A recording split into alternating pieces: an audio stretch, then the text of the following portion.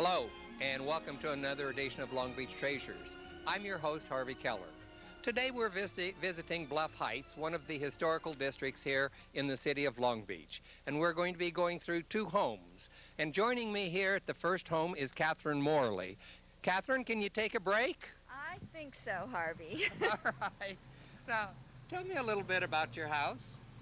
Well, my house was built in 1914. It's a transitional California bungalow. It is part of the Ocean Villa tract. Charles S. McNeary built most of the houses in this section of Bluff Heights. Do you have any idea what it cost to build? I don't know what it cost to build, but I know that lots were going for about $150 back then. Good deal, huh? Yeah. How big is your house? It's about 1,500 square feet. And have you done a lot of reconstruction, a lot of restoration? We have done a lot of restoration work. When I bought the house, I hate to tell you how long I've owned it, but when I bought the house back in 1978, I used it as a rental for many years, and then in the 1980s I decided to move in. There wasn't too much information about restoring this type of home back then, but somehow I knew enough not to change the exterior or the interior too dramatically. What is the siding on the house called? It's called shiplap, and it's redwood. And that's sort of a unusual little entryway over the front porch. It is. The eyebrow over the front porch is very distinctive, and it's very unusual for this type of a house. Along with the neoclassical columns, it makes the house much different from any other of the California craftsman bungalows that I've seen in Long Beach and surrounding areas. And your front door is very typical craftsman. Yes, it is. It's quarter sawn with beveled glass. What's quarter sawn oak? What is it? It's been quarter sawn, I guess. Okay, I'll accept that. I don't know. Can we go in and see your home? I'd be delighted to show you. All right. Then I'll let you come back and finish raking. Thank you. I've got lots of yard work to do today. Come on, Sophie. Come on in, Harvey. Oh, this is quite nice, isn't it? Thank you. We love the house. With bungalows, you don't have a lot of wasted space. The whole idea of the bungalow is to utilize all of the space that you have. So therefore, I don't have an entryway. I go right into the living room. The crown molding in the living room and the dining room is original. That's beautiful crown molding. It really is. And the ceiling is lath and plaster. We were able to save that. The fireplace has always been in that position in the middle of the house, which I think is unusual. During the 1933 earthquake, or after that, the original fireplace probably was destroyed, so it was closed off.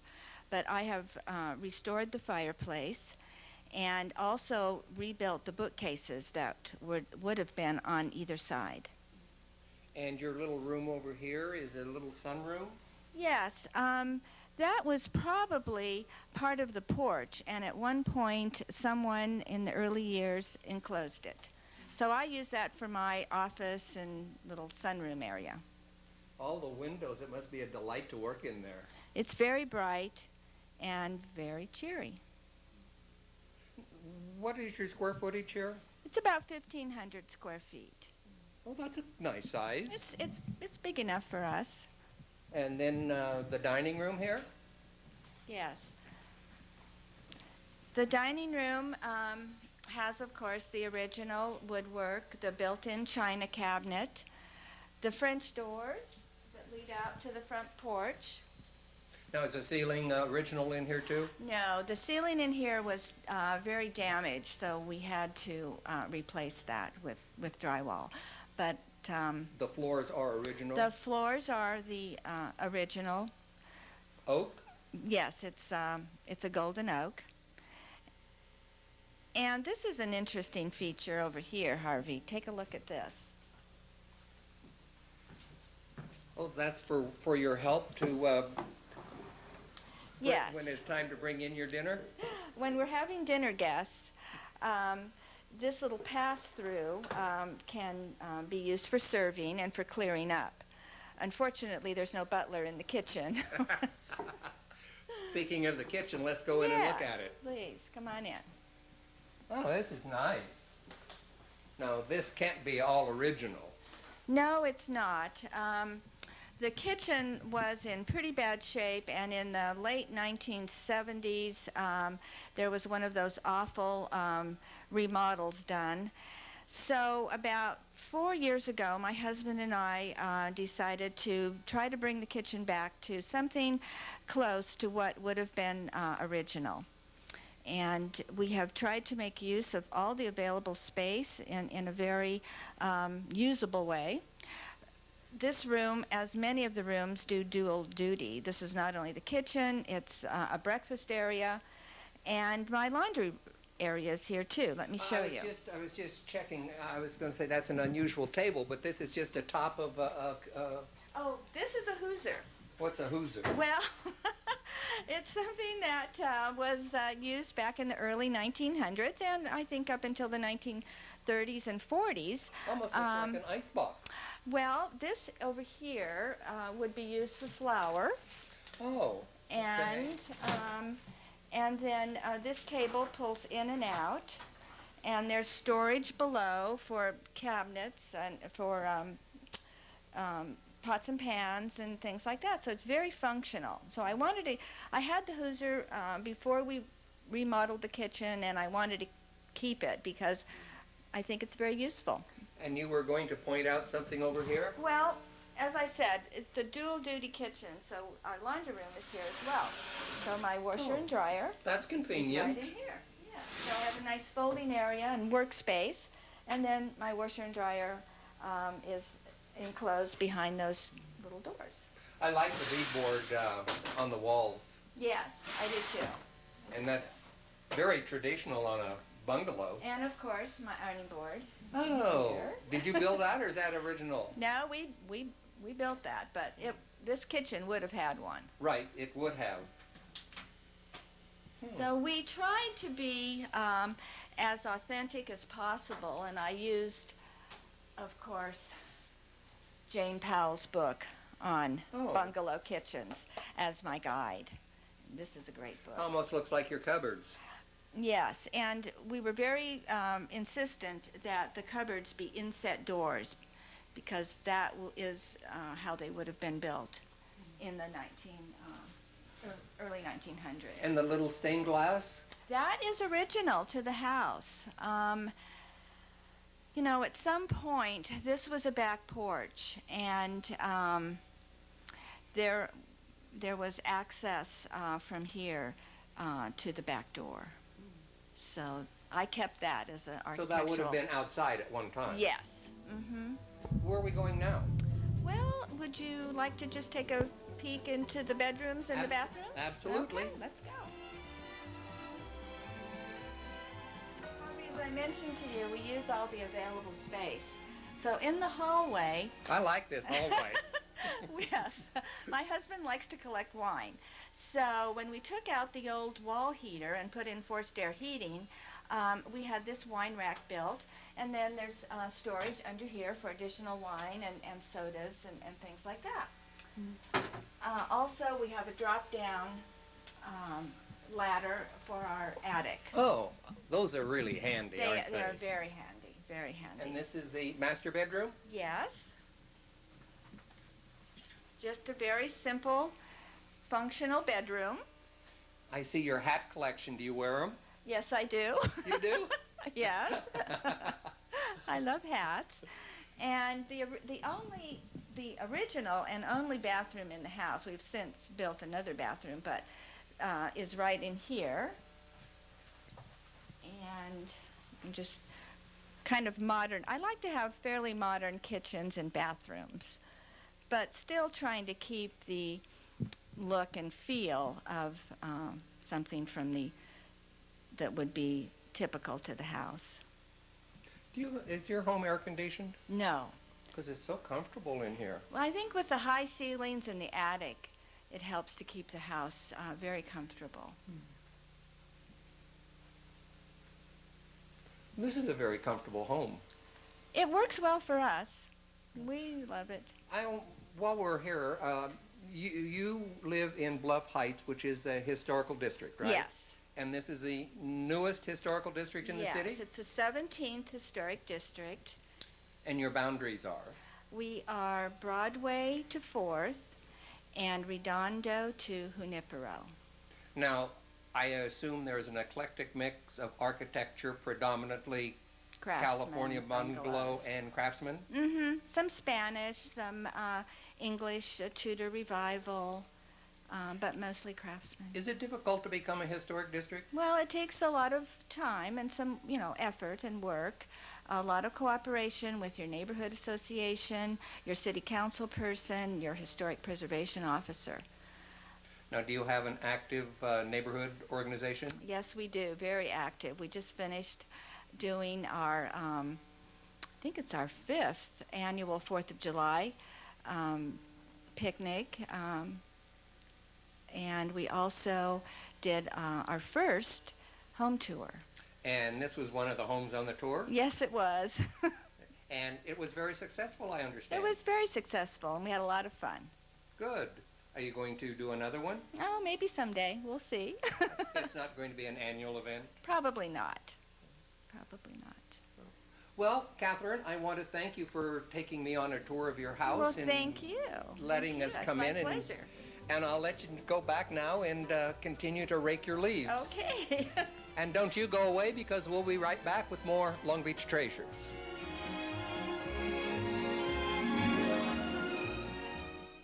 Wow, look at all this great stuff, and all more than 50% off retail value. When I'm not working on my show, Extreme Makeover Home Edition, I'm out looking for bargains just like these. I'm at Habitat for Humanity, South Bay, Long Beach's new home improvement store.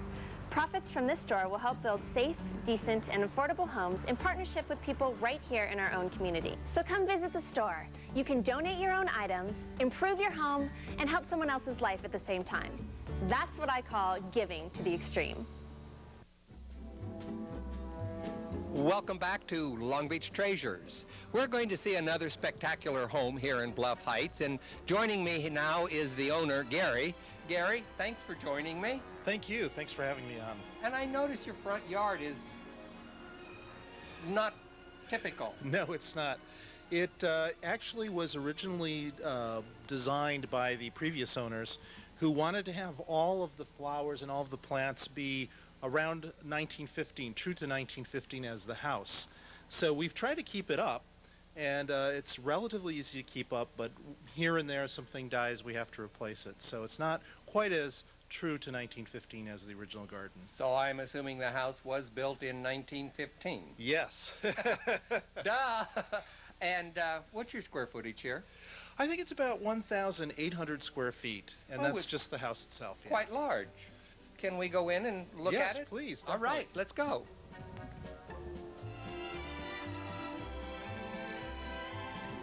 Okay, now this is a very typical craftsman home here on the order of sort of a green and green.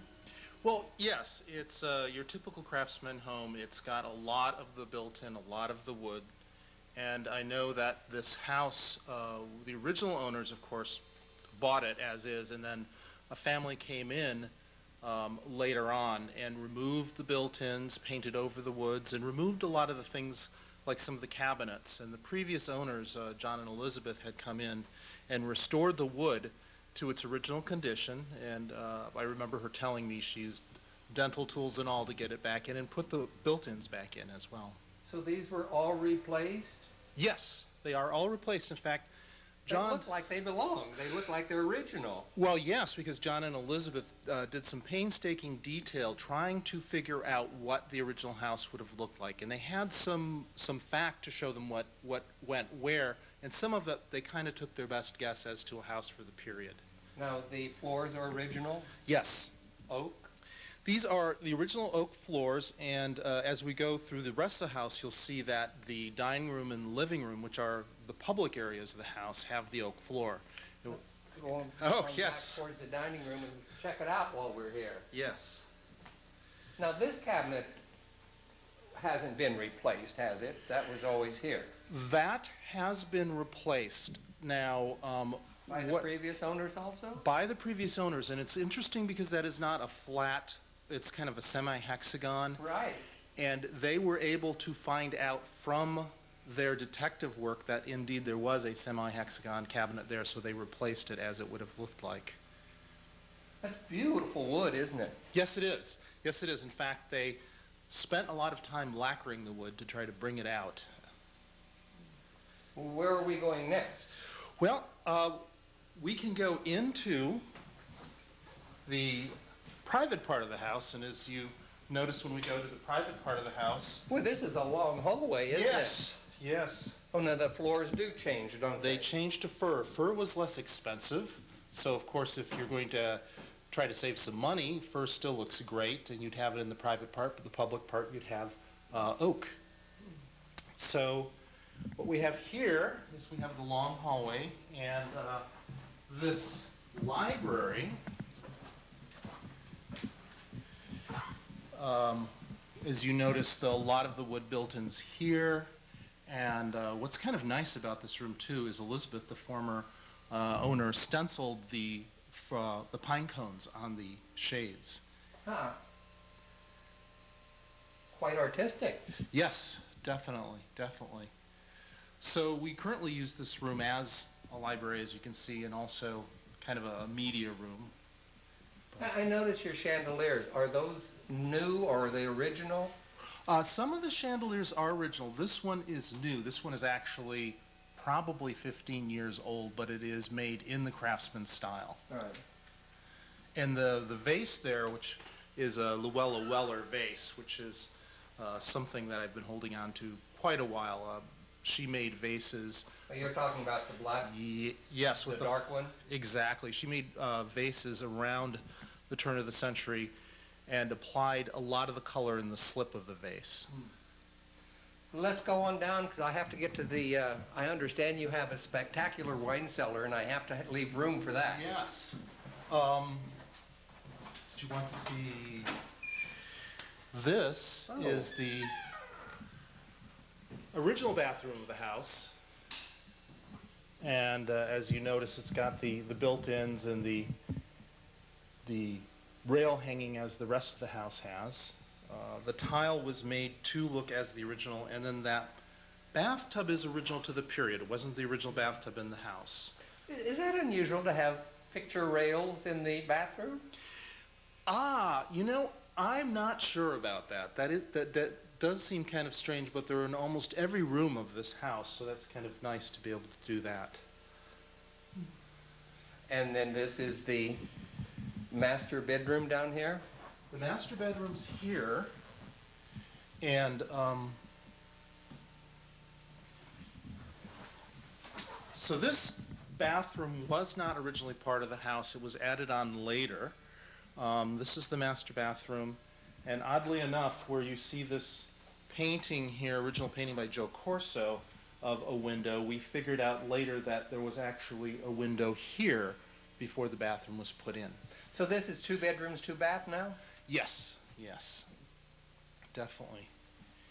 And so nice to see the wood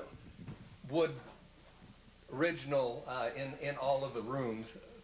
Thank God it's not painted white. I know, definitely. That was one of the nice things about buying this house from John and Elizabeth. They basically did all the work in the house, and we had very little to do in the house. We did most of our work outside. Let's go check out the kitchen. Okay.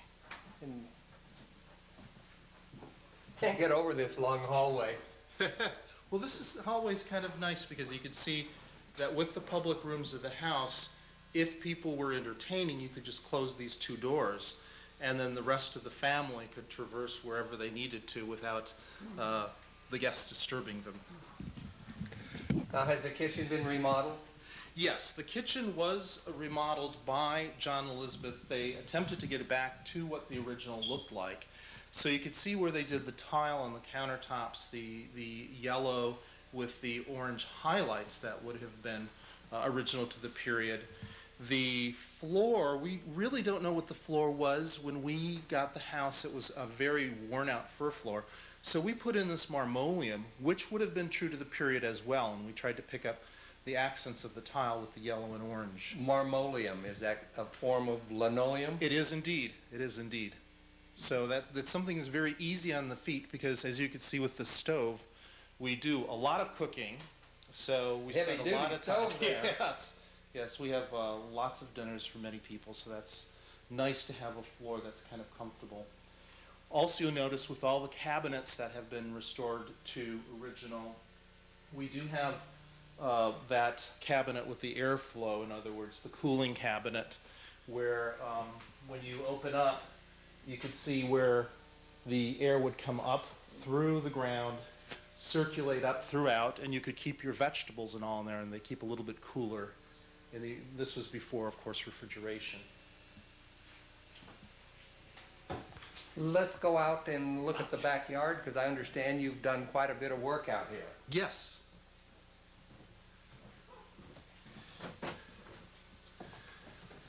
Oh, this is a big backyard, isn't it? Oh, yes, it is. We've got pretty big locks here. Excuse the ducks in there. That's fine. But when we first got this was just a big backyard with nothing in it. And You this can let the dogs out if you want. I can let the dogs out? It's no problem. And this was the garage originally. Come on, guys. Hi, guys. Okay. Stop. So anyway,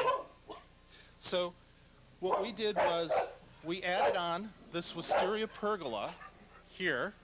So what we did was, excuse me, should I put the back in? Oh, they'll get used to us. Okay. So anyway, we decided to put in this pergola here, hey guys, where it was the taking from the Pasadena bus stops, and then the California Hotel in Disneyland kind of has that craftsman theme.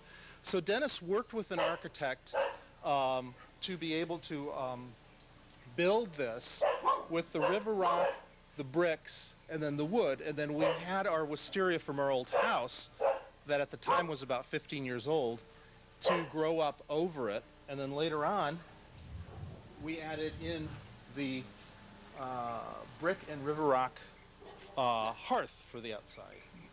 Do you use this a lot? We do use this. In fact, whenever the weather allows us to, we'll set up dinner out here and we'll entertain out here, which is kind of nice. And then, of course, you have to have a water element. Yes, the water fountain. And then, as you can see over here, you're looking at the wine cellar. All right, that's what I want to see. Yes, and it's as you notice, it's set off a little differently from the rest of the house. So the new garage is there, the old garage is there. If we had it the same design, it would have kind of looked like a run-on, but it's a very special area, so we wanted to make sure we had a very special look to it, more or less like a cave. Is that your garage door? That is the garage door. So you come in this way? Yes, through the alley. On the grass? On the grass. There is, and I don't know exactly what it's called, but it's kind of like a very, very hard plastic molding under the grass that allows the grass to breathe and grow, but yet you can drive on top of it without necessarily mushing down the earth. Oh, okay.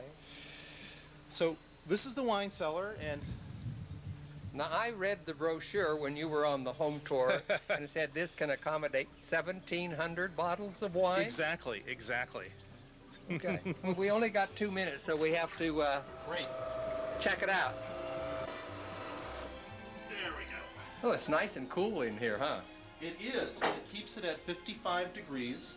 And so, as you notice, I've amassed a collection of wine bottles. These are all from California, various different reds. Then we get into some of the whites, lots of French wines, Italian wines, Spanish wines. Now, how many bottles do you figure is in here? I'd figure about, I'd guess 1,000, and I have no idea if that's correct. So you got room for a few more. Yes, indeed. Yes, indeed.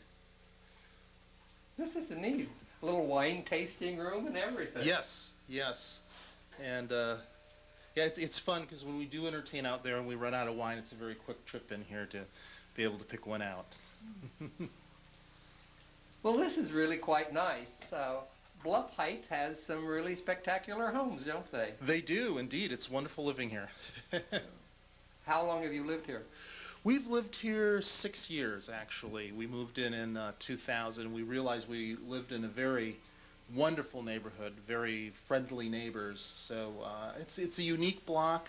People really get along here and take care of each other. Well, and what's nice, too, about living in a historical district, people have guidelines to follow so that someone's not going to come in and build a McMansion or paint an outlandish color or do something that doesn't fit in the neighborhood. Exactly, exactly. And that's, of course, our concern. So the wonderful thing is that when people do renovate, like the house next door, which before they moved in was kind of like a haunted house and it was almost falling down, when they restored it to obviously look a lot better and look true to the period. So that's the nice thing about living here. Gary, thank you for letting me stop by and taking me on a tour of your house. It's a spectacular home. I really like when things are preserved and restored and going back to the original design. So thank you, and enjoy all this wine. I will. Thank you very much. Well, I'll come over and help you. Yes, indeed. Okay. And that's our show for this month. Come back and join us again next month as we take another walk through history and uncover more Long Beach treasures.